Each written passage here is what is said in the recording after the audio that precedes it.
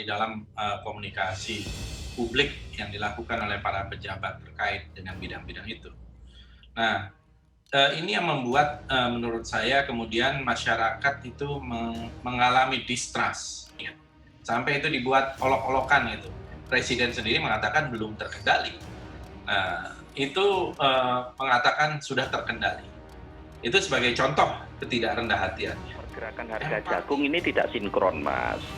Jadi kalau kita lihat pergerakan harga telur ayam ini setahun ya polanya itu biasanya di awal tahun itu tinggi, lalu kemudian mulai menurun dan terendah nanti di bulan April. Bisa dilakukan pemerintah, kan? Yang bisa dilakukan pemerintah ke depan ya sudah barang tentu bagaimana pemerintah memiliki stok jagung yang memadai. Itu yang paling penting, sehingga ketika harga jagung sekarang sedang tinggi-tingginya, pemerintah bisa menekan harga jagung yang ada di pasar tersebut dengan menggelontorkan stok.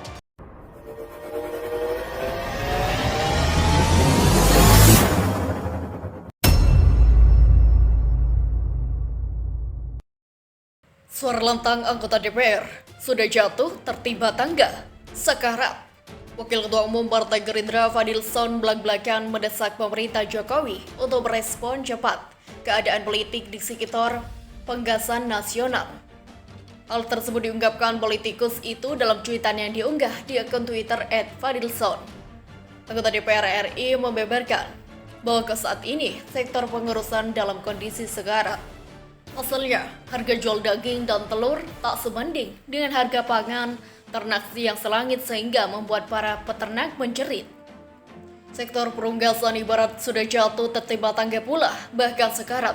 Setiap hari para peternak merugi, jelas Fadlizon. Harga pangan jagung dan pakan. Jadi tiap hari naik harganya, sementara harga daging ayam dan telur ayam justru turun. Untuk telur bahkan bukan turun lagi, tapi nyungsep. Demikianlah sambungnya. Selain itu, Fadlizon juga membeberkan harga yang telah dirilis Himpunan Kerukunan Tani Indonesia atau HKTI. Harga pakan ayam menyentuh 6.000 sampai 6.200. Padahal harga acuan konsumen untuk jagung dengan kadar air 15% saat ini adalah 4.500. Harga jagung sudah naik 1.500 sampai 1.700 per kilogram. Dari harga acuan pemegang nomor 7/2020.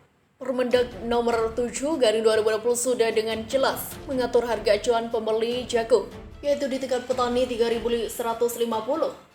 Harga acuan penjual di konsumen 4.500. Harga di kandang untuk 1 kilo telur saat ini berkisar 14.000 sampai 15.000. HPP telur untuk telur utuh harga jagung normal 4.500 saja. Sudah 19.000, peternak sudah rugi 5.000 untuk setiap 1 kilo telur. Demikianlah ungkapnya. Oleh sebab itu, Fadlizon meminta pemerintah, khususnya Kementerian Pertanian, untuk menyoroti permasalahan ini. Pemerintah khususnya @Kemendagri_RI dan Perumbulok harusnya bisa stabilkan harga dan jamin ketersediaan jagung untuk peternak. Demikianlah jelasnya. Fadlizon pun mengingatkan jika hal ini tidak segera diperhatikan, maka akan jadi kiamat bagi dunia perunggasan nasional. Kalau tidak segera dilakukan, maka ini akan jadi kiamat buat dunia perunggasan nasional yang sudah swabada puluhan tahun alas hukum untuk menolong para peternak untuk sedia. Permendag nomor 7 tahun 2020 tinggal dilaksanakan. Demikianlah bebernya.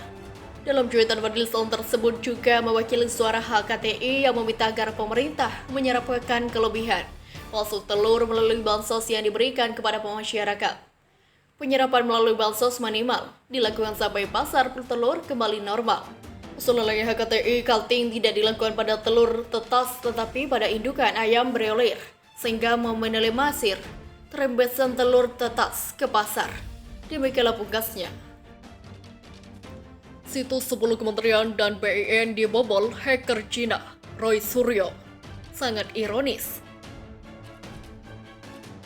Merogetnya kekayaan pejabat negara di masa pandemi COVID-19 baru saja menjadi sorotan publik.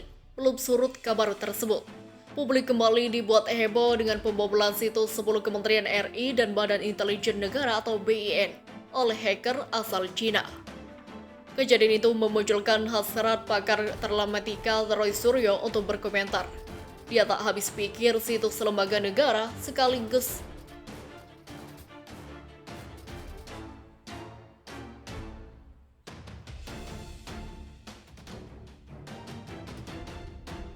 Dia tak habis pikir-pikir.